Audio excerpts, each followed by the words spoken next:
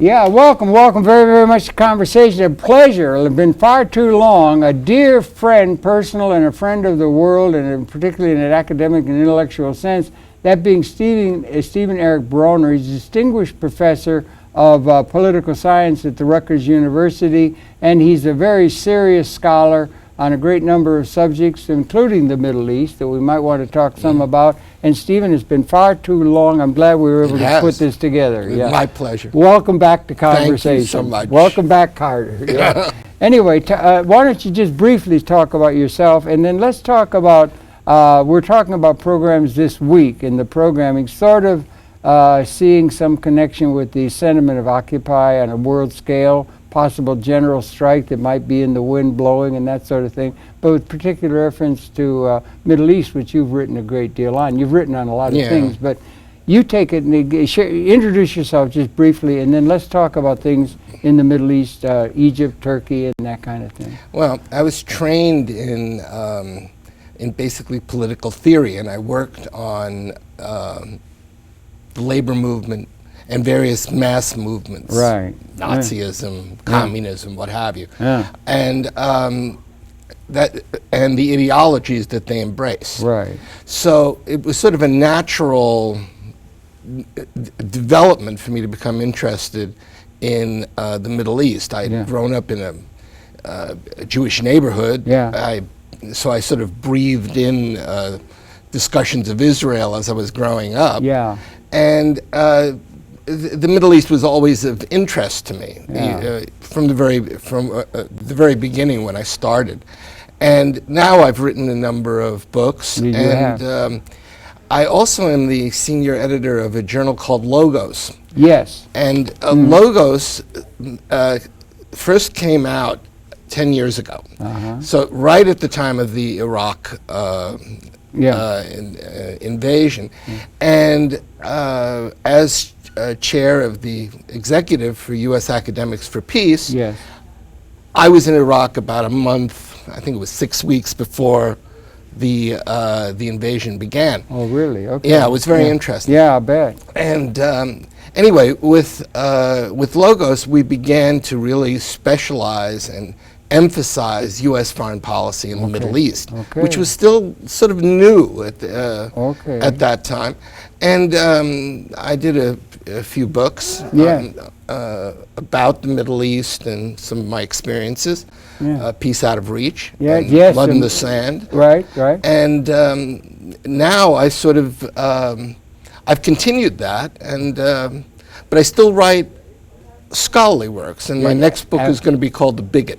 The Bigot. The Bigot. Interesting subject. It sounds like John Steinbeck. Well, it fits, I think, perfectly into the present climate. You think of Trayvon Martin and so on. Wasn't that something else? That was really something. Remarkable. Anyway. But that basically does it, and I've been at Rutgers for 35 years or so.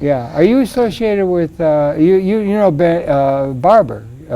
Ben Barber he's always been a friend, and he's still a friend. He was a colleague of mine for about 20 years. Really? Yeah, we were very close. Right. It's good school, You write books like I used to write a letter home to my mother. I mean, you do I don't know about and it's that. all good. It's all good, because I've read a lot. Very kind. No, it's just true. It's just true. You're a real scholar and intellectual, Thank and you. I appreciate all the work you're doing and everything. You were interested in Israel. You Jewish background? And the family setting that you were in, was the issue of Israel something that was important to the family around the dinner table and that sort of thing? To a degree. I grew up in a neighborhood, actually in Washington Heights in New York, which at that time, after the Second World War, was almost completely German Jewish exiles. So I actually spoke German in the street, and I actually spoke German before I spoke English. Can you still handle German all right? Oh yeah, I'm fluent. You're fluent in German. And it was just sort of stuff you grew up with. I can't say it was a super issue for at least for my family. Who were fairly enlightened sorts. Critical of Israeli policy. But I don't know. It's sort of within in the air we breathe. Yeah, right. Like osmosis, you took it in. Yeah. And that's good, like that. So that's something that's part of the context, and that would have been coming out of the time of the establishment of that and everything, and then all of the horror of the 30s in Germany. It was just such a horror thing. It must have been out of that neighborhood. These were all. Every second person we grew up with either lost a friend or a family member or something like that in the Holocaust. And when that was going on and there was so little that could be done for the people who were suffering under that Nazi baloney, I mean, and there wasn't much that could be done. It must have been very frustrating, deeply existentially frustrating for people to have people, relatives and friends in that context. You know, when one talks about exiles, I mean, this is actually important given now the number of exiles that have been produced in Iraq and Syria and the like, Egypt. Of course, this is roughly the same language. Right. People who came over from Europe, they had to learn a new language. And for those who were young, it was tough, but, it was tough. Yeah. But for people, let's say our age, who came over, they didn't know English. I mean, can you imagine now you learn a new language? Horrible. At our hard, age. Yeah. It would be impossible. Impossible, well, very difficult. You can just pick it up at your mother's knee, a language. Nobody teaches you how to talk when you're at your mother's knee. You just talk. You just talk. Yeah. That's an interesting thing. But but anyway, that's sort of where I come from. So it's sort of an odd situation in which I became, as I say, interested in mass movements, and primarily Europe and the European labor movement. But then I was also very interested in the Middle East, and I was also very interested in human rights. Okay. And actually, I work now with a center for conflict resolution and human rights at Rutgers, and we were just actually awarded. Our center was actually awarded a UNESCO chair for genocide Congratulations, prevention. And Mr. Mandela is still hanging on, talking about he's reconciliation. Still holding on. He's the in the next issue of Logos, the Internet Journal, there'll be a great essay on Mandela by Michael McDonald of Williams College. Yeah, okay. Well, so all of that going on. So we live in a time of incredible transformation. Do we agree on that? That there's something blowing in the wind now that is worthy of trying to get some idea of what's going on behind it? We just had a program that aired last Tuesday with our friend Sidney Greenfield, talking about things in Iran. In Brazil and in Latin America. It's also in Egypt. It's also it's in India. It's all over the world. And what do you feel?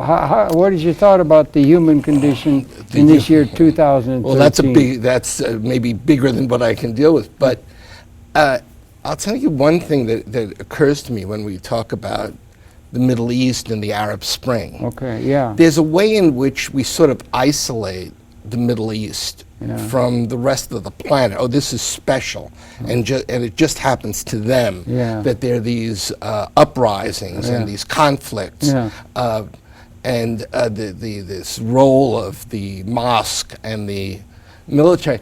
And it occurred to me, and I think it's the case. There was a tradition in the West of revolutions that were democratic. In 1848 in Europe, they were transnational. Right. This is, of course, the time in which Marx wrote his famous Communist Manifesto. These were transnational revolutions. Right. They sought to create a liberal democratic state, a liberal republic, and they were opposed by two major forces, putting it crudely. Okay. The church and the army. Okay. Which was composed of aristocrats and so on. And if you think about it today, and after, by the way, these revolutions of 1848 sort of failed, this is where one gets the rise of Napoleon III and the rise of, and the real power grab of Bismarck. And basically authoritarian developments all over Europe in Right. response to this, these failed revolutions. And it seems to me a very similar development is taking place here.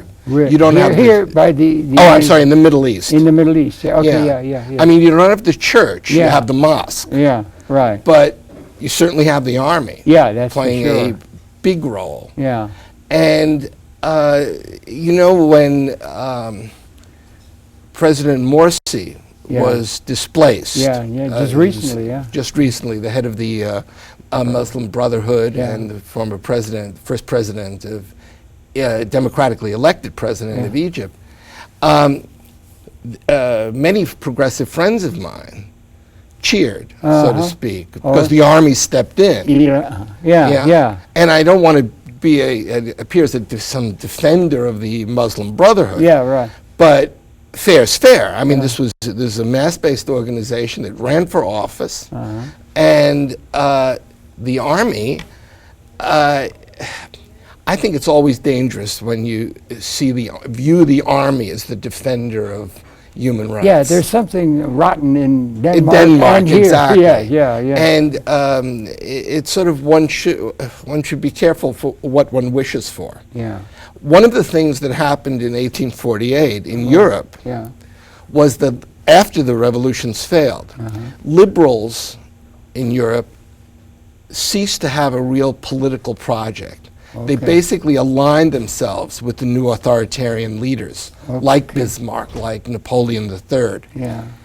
I think that's a very good possibility for what's going to happen here. You do? I do. And I think unless there's a strong, a unified movement of workers, and there are unions and workers' parties in most of these countries of the Middle East, unless that develops and a strong commitment to democracy develops, liberal democracy. It would be good for us to get some definition of terms of what we're talking about historically and perhaps even with the future tense. Fair enough. Yeah.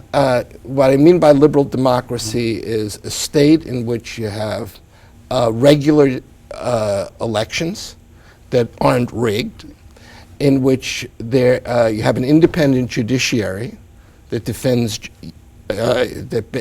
civil liberties. Rule of law? Rule of Is law. that important? That could be defined a little bit more directly. And basically the rule of law means that everyone is treated the same in front of the law. So if you're a woman, if you're a member of a different religion, you're still treated the same before the law. Are these precepts that come in a large way in terms of world pattern out of Enlightenment, more or less, or something like that, right? So it might be worth trying to put that in a context, too. I wrote a book, which is actually one of my really favorites. It's called Reclaiming the Enlightenment. Okay. We were talking about that with Sydney last Tuesday. I am. Anyway. And I think it's good that you did that with Sydney, because the Enlightenment seems to me the core of the modern world?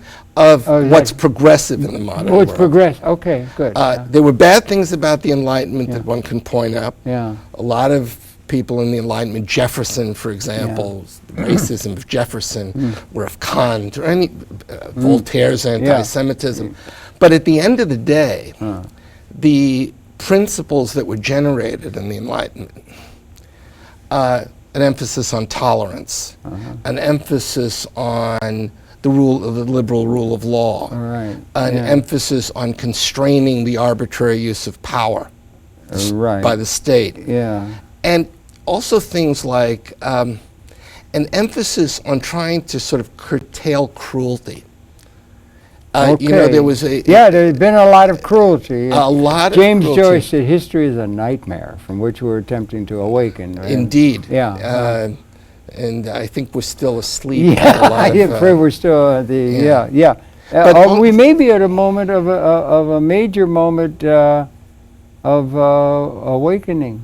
Perhaps. I just want to throw that this time may be a very unique time in historical, not only in historical political terms, but even almost in evolutionary terms. Possibly. I don't know. I think you're right. I think, you know, when one thinks of what's happening what happened in the Arab Spring, one of the things that's fairly obvious is that inchoate though it might be, there was a sense in which masses of people came out in support of a democratic order. Okay. Whatever one wants to say, whatever the mistakes. That's an important step. And I think also one of the things that happened is that after this, even if things move in an authoritarian direction, let's say in Egypt or in Iraq or wherever one likes, there's somehow a legitimation of parliament that's taken place, which is important. And I think also there is finally a, how should I put it, a dissident element that's emerged within religion in the Middle East. In the Middle East? It's many people of the Islamic faith have come out as, presented themselves as tolerant, open-minded, and trying to attack whatever dogmatic tendencies there are. Okay, that's interesting. Yeah, is it? Yeah. Okay. I think that's so. You know, we forget that when one simply talks about Islam, it's like talking about Judaism. There are many different ideas of what on Judaism the one hand is. And on the other. Or Catholicism, or Christianity, anything. Any religion. There are different branches and there are different interpretations, and that's going to take place within Islam too. And I think one of the things that has happened here is that these differences have become more public. That's very important. The differences within them. Within them. And we've seen, of course, the rise of a secular, democratic set of movements as well. How successful they are is another story. We just had another big explosion over in Iraq the other day. It was just, you know, and they're still touting that. And maybe you have some understanding. You have been in Iraq, you say, and everything. It seems to be along Shia, Sunni terms. Do we overrate that here, or is that really? I think we underrate it. Underrate it. We do. Okay.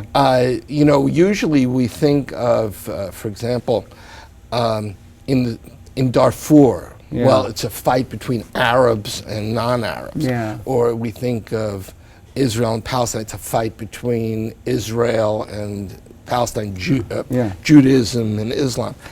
And what's so apparent is that there are fundamental splits within Islam that are as real as the splits between Catholicism and Protestantism. Right. And that is that Shia Sunni is a big one. And I think also we shouldn't be too arrogant. You know, if you we think being the United States or West, the West. Okay. You know, in the 100 Years' War and in the 30 Years' War, so going back now 300 years,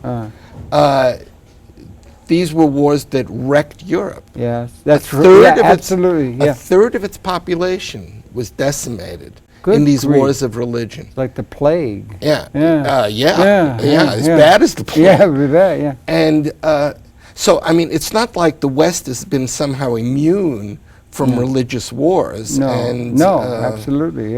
But what they got out of, what came out of the West, out of these religious wars, was a commitment to the nation state as the dominant unit of analysis. It had been for, you set me straight, you're a historian and political scientist and everything, but it had been for about 1,000 years after Rome, in any event, that political legitimacy was sort of assumed to be within these dynastic hereditary kingdoms. And that was the claim to political legitimacy. And then it was after that, I guess, that the idea of the nation state began to emerge as that's the common way in which we try to accept political legitimacy now. Although they just had another prince born in England, and they're all bent out of shape out of what is really an old feudal order. I don't know quite how that happens, and there's some people who still pay attention to the counts and the barons and that kind of thing, but. It's probably good for tourism. I suppose maybe it is. But board of, the board of tourism. But historically there was that way. And hasn't it been throughout all of human society, particularly since the Neolithic, that you would have a group of people who would more or less, you had pharaohs, you had, Nebuchadnezzar, and you would have a small group of people who had authority over large numbers of people who were being put together for some economic or political purpose. And it's always been some small group of people who run things. And the masses were by and large, like those kings were living in great luxury in the castle on the hill, and the serfs were more or less wallowing around in the mud. I don't know, am I overdoing it? No, I think you're right. I think. And does that still hold? We still have a 1% kind of world, and now where it's all now a new group of people have come over and taken over that leadership role, but it's still an undemocratic in the sense of an economic, true economic or participatory democracy, which would be the ideal. Let me put it to you this way. The only thing I would add to what you said is, even though there's always been this difference between an elite that runs things and a mass that does what they're told. There are differences insofar as this elite can be constrained in doing what it wants. Okay, well, you had the, we right? I mean, and on the other hand... 1068, 1088, when was the... well, the Magna Carta. Magna Carta was the start with barons, but that was for, But exactly in that sense. So on one level, the arbitrary use of power has been constrained to a degree. You think it has over the long haul? Yeah. I think at least it's become illegitimate. Okay. In other words, every state wants to claim it's virtually every state wants to claim it's democratic. Every movement wants again, to the claim definition of terms. That's true. And there's a difference between political democracy and economic democracy also, right? I mean, one of the great lines of the Enlightenment, I think it's an incredibly radical line, was from Beaumarchais, who wrote Beaumarchais wrote The Marriage of Figaro, which Mozart then, of course, turned into an opera. But he left out the revolutionary line from the opera. And this came to be known as the clarion call of the revolution. Figaro says to the count, to the evil count, he says, "What have you ever done to earn your privileges besides being born?" Yes. And as soon as you say that, you can see an entire world called into question. Right. And I think that, this is an example of sort of consciousness, a consciousness of freedom and of equality and of liberty that develops, even as the possibilities for repression increase. It's possible that the demands for freedom increase too. You make it both at the same time. I just went to a conference last week, last month. They had a conference here. I think I may have mentioned it on the phone, I'm not sure. But it was called by a young fellow out of Russia and so forth, but it was Ray Kurzweil on cyberneticists and so forth. And they filled you've been to Alice Tully Hall? Yeah, Alice Tully Hall is great acoustics, great for chamber music and everything, but it's a big auditorium. And it was filled with people from all over the world, and it was called Ray Kurzweil. And what they're calling is the transhumanist movement. I don't know if you're familiar, that we're coming with, things are moving exponentially in terms of the cybernetics.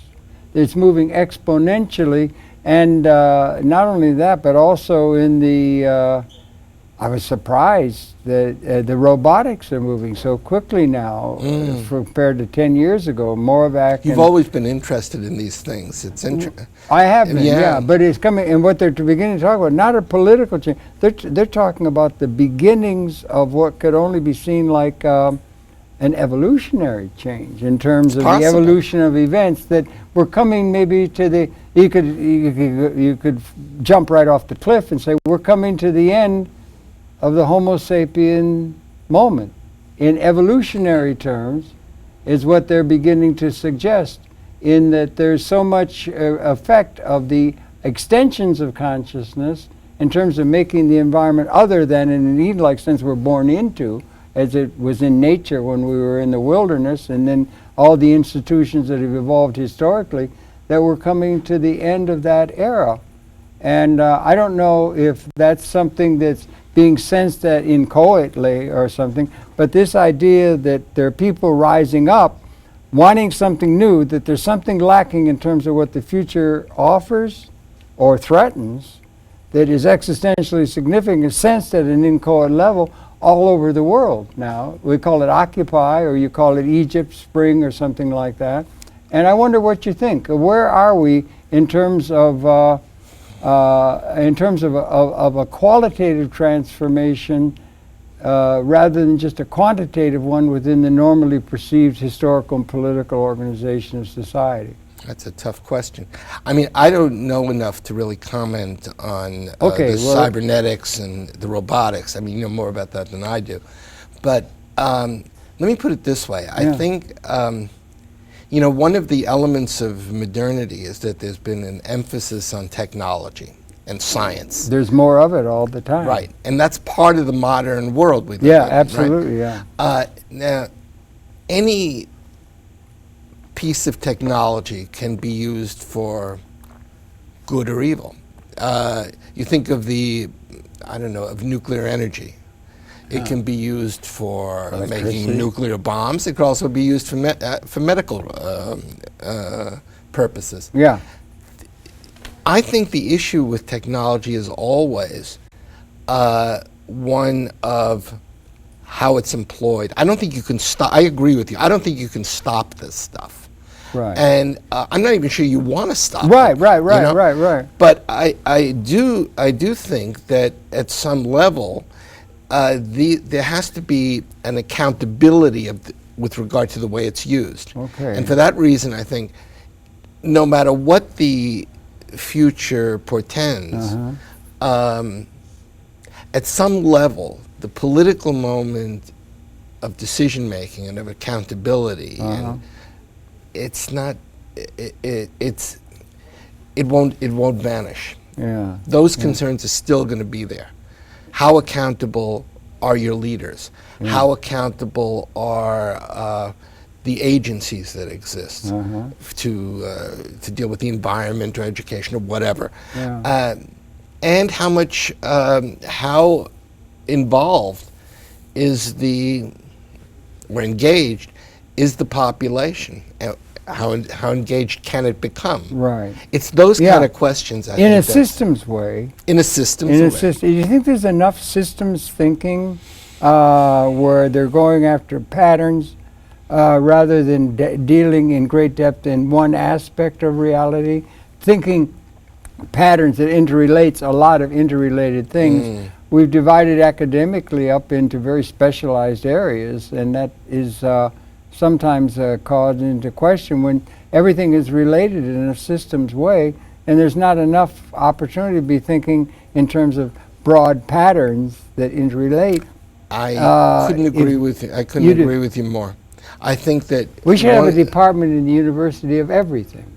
Is that too absurd? But it doesn't exist. An interdisciplinary standpoint, I think, is part of critical thinking. Yes, okay. I don't think you can have a critical outlook on the world if you're simply what in German you call a disciplinary idiot. Yeah. And in my view, the only thing is you do have to know something well. Yeah. You can't simply be a complete dilettante. Yeah, you can't. You don't think. Right? I don't think that's helpful. Well, you're certainly going to be subject to jack of all trades, master of none. Exactly. If you do try to assume that. Right. Yeah. So that's what they could be laid on anybody who tries to do that intellectually. Yeah. But I think, the kind of criticisms that have come against and there are a lot of criticisms in the academy against what used to be known as the universal intellectual, the great figure like Jean-Paul Sartre or Voltaire, going back to the 18th century. I think we need more of that. I think we need more people like Noam Chomsky. Noam Chomsky is great. Who is a great example. But also just a political critic at the highest order. Here's a man who caused a revolution in linguistics. Absolutely, in linguistics and also in understanding politics. And he will go, and and Yeah, and when he goes on to a talk about things, and it all relates and it holds together and is factually correct on so many different things that they interrelate. It's a wonder. I've really. always found it amazing that on the major channels, I mean, I know you bring in critics and people on the outside, people with different views. Yeah. But on the major channels, you don't see Chomsky. No, you wouldn't. No, I don't think so. Noam Chomsky wrote books on Iraq and on particular issues, sell more probably than all the other books written on these topics together. Yeah, right. He has a world public. Yeah. And he's never on TV. Yeah. Well, no, he's not on TV. Every once in a while, he'll sneak him in and everything, but maybe a little sneak. I've never seen him on a major channel. I don't. Yeah, I think maybe you're right. He's on Democracy Now, and that's but another matter. That's in this realm. That's sort of there. That's different. Yeah. But I mean, CBS, NBC. And you think of the pundits. The corporate media. The corporate media, exactly. Yeah. And you think of the pundits that are on those media channels. And you compare him to Chomsky, it's like, the giant and the gnat. At least, and there are other people like this you can think through in the country. Yeah, and they do that and everything like that. That's the thing. But you're in political science. That's what your field is, that there and everything. So that's kind of a big field in and of itself. And I'm wondering, this thing I said about, if I could, political authority is assumed, or am I correct, since the Neolithic or something, that political authority is assumed by a group of people, and when you get down to it, the basis of that authority, well, there will be intellectual capability and that sort of thing, or maybe heroism that was displayed by a group or something, but what it is it's military capability to have the ability to seize the means of coercive power in order to be able to conquer another tribe or co-opt and then co-opt them and build your thing and that comes out in a term that's called realpolitik. People who are in political science they want to have people to not think about idealism or what might be or something, but they want to be realistic. And so they'll say it's a realistic thing. Can you address that in terms of politics as we understand it and how it informs the historical and the contemporary claims to political power? There are many roots of this. The idea of political realism and the importance of military power in underpinning political authority actually goes back maybe a male glove 2,000-3,000 years to China, to Sun Tzu.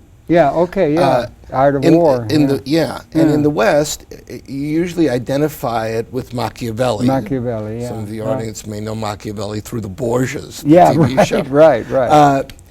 But it has a very simple underpinning. That if you believe in realism. Political realism. You basically begin with the assumption that what you want to do when you go into negotiations, which is for me what's important. How does this help resolve conflicts and get to reconciliation? Perhaps more importantly. The basic claim is that you go into the discussion, and what you want to do is get to objective interests. Interests, they call national interests. Right? Well, you got to specify. Because the more you specify the interests of the two sides, the more possibility there is for compromise. If you simply leave things at the level of principles, exactly. Then you get no compromise. Now, because then you even get into things spiritual and all that. I mean, you can think of it. Angels on the head of a pin. You can think of Kissinger, former Secretary of State Henry Kissinger, going to China. Now, when he went to China and he met with Chou En-lai and Mao, I doubt very much they talked about Marxism and Chinese communism or American democracy and so on. I'm sure they talked about concrete stuff that two sides might share in common and might bring the two closer together. Well, that's interesting too. I would like to have been the fly in that wall, wouldn't you? I mean, yeah, really. Yeah, because that was a major thing. Yeah. Was it 72? Or That was, I think around there? must have been around it. Yeah. It was Nixon. Yeah, and that was a big thing because they had been part of the red amoeba menace coming out from the Eurasian landmass, the Soviet Union and China, that caused us to get all involved. I think George Kennan and so forth with that fiasco in Vietnam. Yeah, I mean, Kennan was somebody actually I had a lot of respect for. Yeah, he was a major scholar. Yeah, and he also had a sense of how realism could be employed for valuable ends. Now, it can also be used for rotten ends. Right. Well, it sort of framed the thing after the Second World War, didn't it? I mean, the geopolitics, the thinking. Yeah, it was containment, containment. Yeah. That was his position. Yeah. But, I mean, let me put it this way. Yeah. If you simply begin with ideals, right? Yeah. Pure ideals. Yeah. A lot of the young kids are into that. Yeah. The road to hell is paved with good intentions. Okay, I've heard that. Right? Yeah, I've heard I'm that sure all you my have. life. There you go. But of course, there's some truth to it. Yeah, right. Yeah, right. As usual. Yeah. On the other hand, if you're simply a realist Yeah. and you forget about ideals completely and you forget about principles completely, you basically turn into a pig. Yeah, right. Okay, yeah. And so the challenge, certainly the challenge I see, and I've tried to do some work on, is how you link realism with idealism. I guess that's the problem with statesmanship. And that's right. Or I think intellectual thinking, And I or think vision, even, when we think of the great figures, we think of Martin Luther King. Yes, right? Yeah. Or Gandhi. But let's take Martin Luther King. When I teach Martin Luther King, precisely because a lot of the kids are so cynical about I have a dream speech and so on. Are they becoming more cynical now? I've been out of touch with the classroom age people, Is it really? Okay. Compared to, say, 68, 70 or so, there's a lot of idealism abroad. It's not cool, put it to you this way. Okay. And I tell the class, I'm going to teach Martin Luther King as a realist. We're not going to talk simply about his religious commitments, his wonderful ideals and so on, but just how did he do it? Yeah, right. Right? Yeah.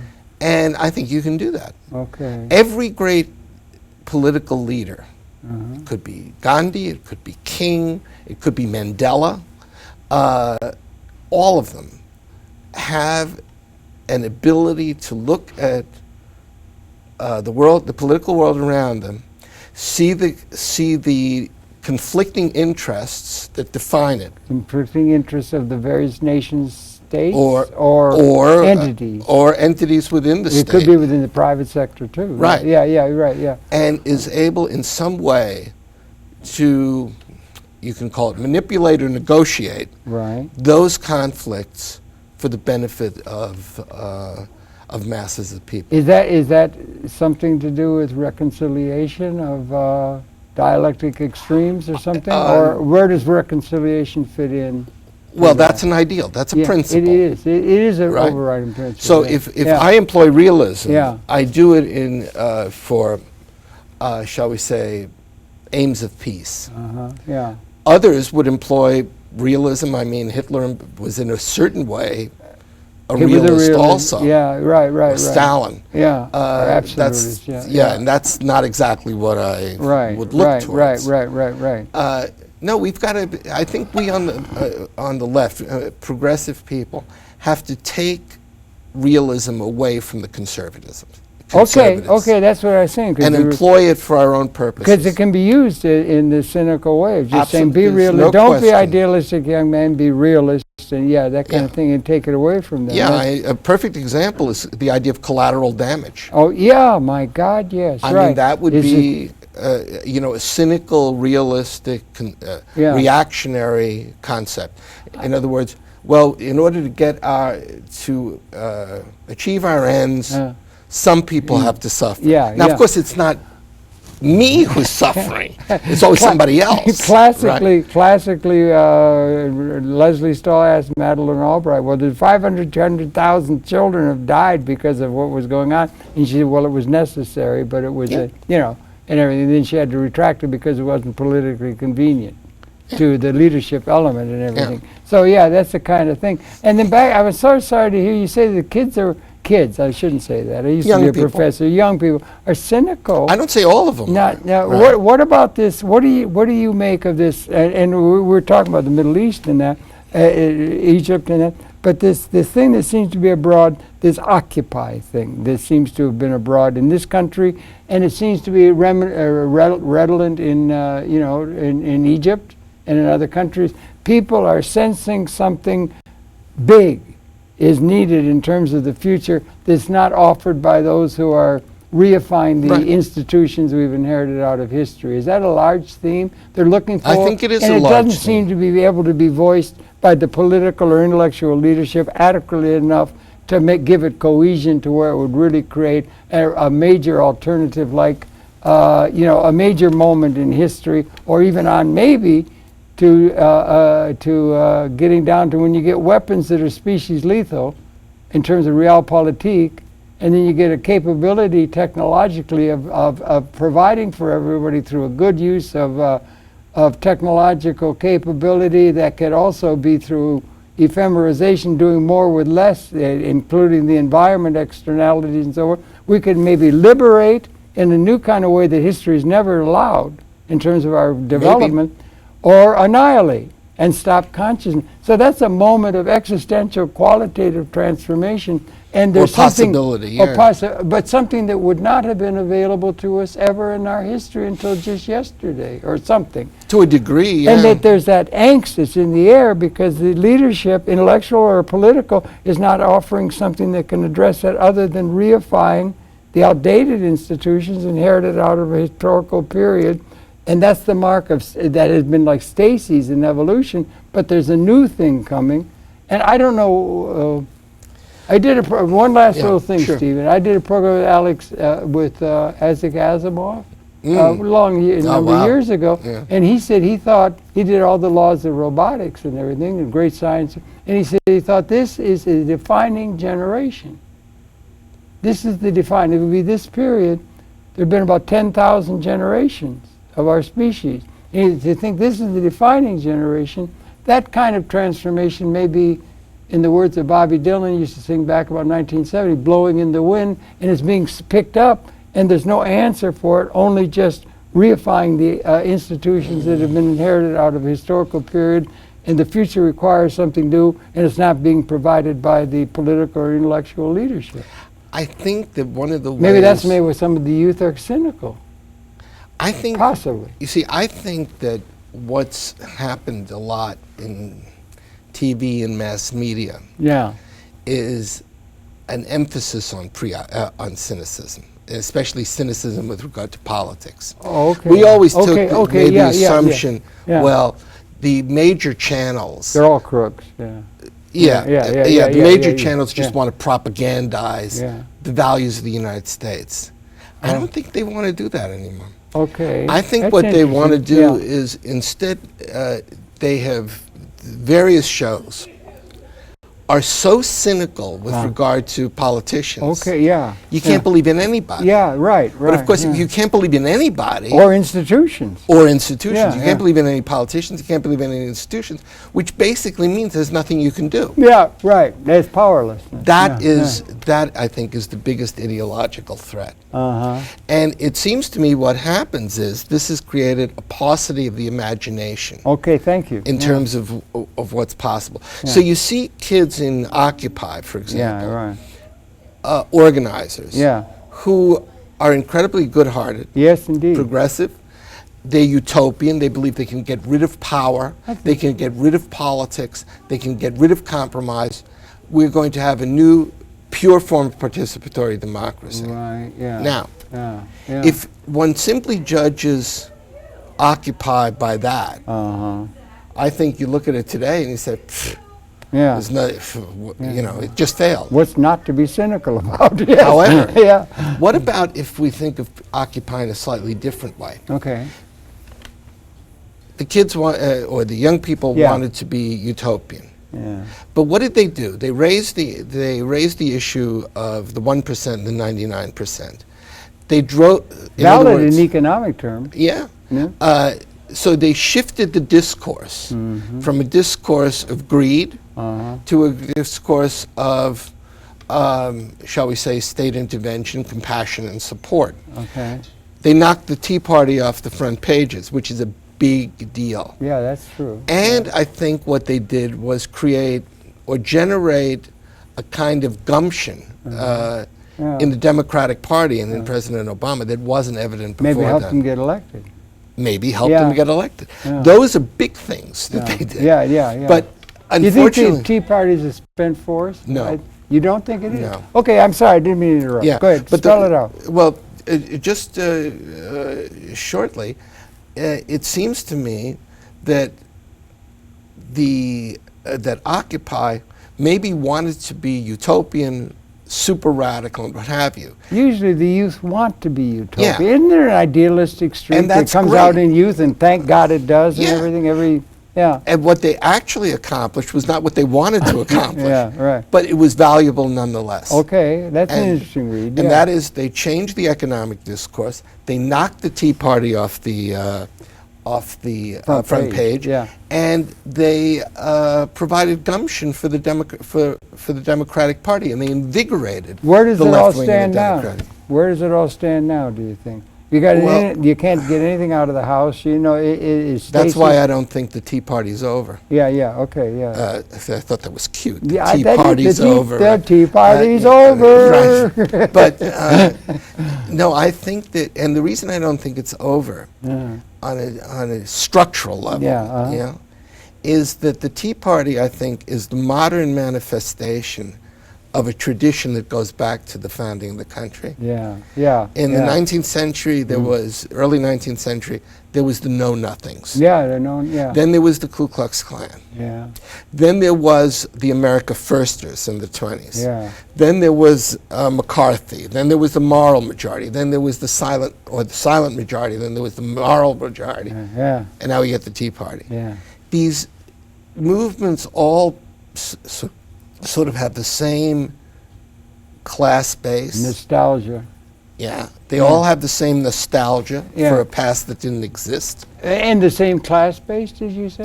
Okay. It wasn't sort of the modern bourgeoisie or the modern capitalist class.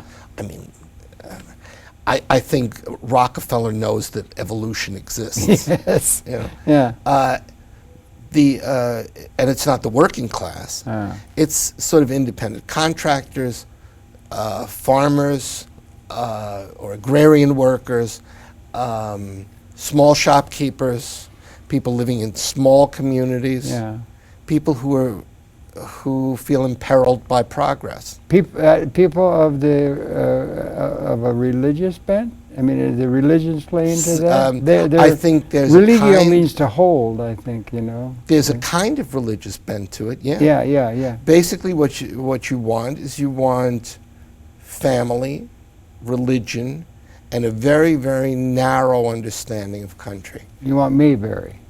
Basically, you want Mayberry, exactly, or Happy Days. And you think of Happy Days, you think of, or Mayberry, there are no black people in the show. There are no gay people. We don't even know what that is. Women There's are no in the women kitchen, except you need somebody in the kitchen. And basically, everybody has the same, you know. And you just sort of have a nice white life. Right. And this is not the future. No. So what do you think? We only got a few minutes left. What's your sense about there being major change over the horizon? I think there is. I think there actually is the potential for major change. I do too. And I'll give you one example. I'd like to give a plug for public access television. I think a place in which there could be a lot of these things brought up and distributed. Yes, and I have one example, which is very weird if you think about it. Before 9/11, if you were studying Middle Eastern politics in the political science department, you were in some corner of the building. When did you? Now. No, but when did you say it was like that? After the Second World War. Okay, right. Okay, gotcha. Nobody concerned themselves with Middle Eastern Mm. politics. They concerned themselves with Russia or China. Right, right. That was the big after dialectic. 9/11. Yeah. They're not sitting in a little room in the corner anymore, Right. the experts on the Middle East. This is a dominant theme that everybody has to deal with. That's a qualitative change. Yeah. The world has just gotten bigger. Yeah. You think Huntington and the Clash of Civilization people are coming to the fore? Or that's a big dialectic between, what is it, 1.5 billion, or 1/3 or 1/4 of the world population of the Islamic world is a major contender. They're trying to make that be the terrorist capital of the world in terms of the danger to our way of life. Let me put it this way: if Samuel Huntington spoke about the clash of civilizations, this is just sensationalism. You have a clash of civilizations. You have a new Holocaust. Well, we needed a new enemy after the Soviet Union imploded. But there's one. The only way I think you can really confront the clash of civilizations is by starting to build a dialogue of civilizations. Again, back to reconciliation is a big idea, which you're very given to. And for this, I think, radical media has a really important role to play. To puncture the illusions and the balloons and the balloons and the balloons and the self-inflation of some of a Western consciousness that, well, in some cases still thinks it's ruling the world. What do you think is going to be the outcome of things in, let's say, Middle East? We've got Syria, just a few little things. Syria, and then Palestine, and Israel, and Syria, and Iran. What do you see for that part of the world over the next few months or few years, and what's going to happen? I think that seems to me to be, and then with Pakistan, they got a couple hundred atomic bombs, seems to me. And you got Kashmir, we never hear about. Got a couple of hundred languages. Yeah, that too. But no, that seems to me to be a very, very dangerous part of the world. And what is your outlook for the Middle East in terms of some of those dimensions? Well, just quickly, you got about 5 minutes to set it all straight, okay? I'll listen, do what I State can. Department, get in on this now. Yeah. Really? Yeah. I think that the media misled the American public on Syria from the beginning. You do? I do. And it was simply that Assad had no support. President Assad had no support. It's clear that he had support from his Alawite community, which is attacked close to the Shia. And his opponents are primarily Sunni and Kurds. I think the way it's looking now, there very well may be a split up Syria. In other words, split into three parts. What? What the three? Assad's area, the area of the opposition, quarreling opposition that can't get it together. Homs or Homs is a city. No, I know, but I mean, what geographical areas are you thinking? Or is it mixed, or is it? I think the new nation states to emerge or something. Or? I think you may have really. That, yeah. Okay. And maybe a Kurdish state. Kurds are there. That's been there a long time. Yeah. This could be very complicated for the rest of the region. I think that we have to, for example, the Syrian conflict between Alawites, Shia on the one hand, Sunni on the other, has already carried over into Lebanon. It's brought Hezbollah into the mix. It's also brought Iran into the mix. Hamas backed the wrong side, Sunni. And what you see now is a situation in which in Israel, in the occupied territories, there's a fundamental tension in the Palestinian community between Hamas and Fatah. Sure. West Bank and Gaza. And unless that conflict or that tension is resolved, there's nothing that can be done to move forward. So it's a dangerous area. That Shia thing, they have the belief, if I understand, I don't know it well, of the 12th Imam. It's like Constantine back all over again or something, but they've made it's part of the prophetic tradition that there is like a Jewish thing. There are the Neturei Karta people who say there should be no Israel because Moshiach. Where is Moshiach? Or the idea of the future, or having a connection to the future emergence of a thing. And whereas the Sunni and that 12th Imam, is that a thing that separates the Shia and the Sunni? And is it important that the Shia holds on to a prophetic tradition of the 12th Imam? I guess so, but I think that maybe the that's importance is overrated. You think it's more national interest than economics? I think, the Shia Shia and it's Sunnis... serious. They just blew up all over Iraq the other day. Dozens of people. One of the difficulties that the entire region faces is that the nation state, as we know it, is a Western import. Yeah, right. And for people in the West, we have to begin thinking about the entire Middle East less as nation versus nation than as a regional conflict that needs regional solutions. Right. And I think also we have to in some way recognize that there are limits to what the West can do here. There are limits to military realpolitik, perhaps, even? Yeah. Is more reconciliation needed? More reconciliation. They should have want to more make friends, like in the Sudan, or anywhere, anywhere poor. I know, Build a hospital. Yeah, right. Help refugees. Try and build some schools. Do the most basic things. Yeah. Because nation building, regime change, so on, we don't know enough. And so far, everything we've done, the United States has done, has been more or less catastrophic. Yeah, right. Well, and that's what we need is a great deal of reconciliation against a lot of different things. And if there's Mr. Reconciliation who's been doing that for a long time in the name of peace, it's this fellow, Stephen Eric Bronner, for which I thank you so much for such a very, very well-led life, young man, and thank you for all the enlightenment here you gave. And it's your pleasure, my pleasure, your pleasure to have had his perceptions. Thank you for viewing. We only scratched the surface. I just think it's an incredibly, I don't know, do you think this is the defining generation of some sort of a qualitative change, like we're about to leave the womb? Or something? I guess that's getting down to youthful idealism I should steer clear of. Maybe. But in any case, I'd still go back and read Utopia. I think more was all right. All right. Thank you for viewing. We'll be coming back again tomorrow. Thank you. That's it. And Stephen, thanks so much for coming My pleasure. in. Join the faculty over here at MNN. Can we enlist you here as a producer of MNN? This is a major thing to consider. I will certainly think about it. Take it up with your wife. Yeah. I'll take it up with my wife. Okay. That's right. Good night. We'll see you tomorrow. Yeah, we just made it. So, okay. That's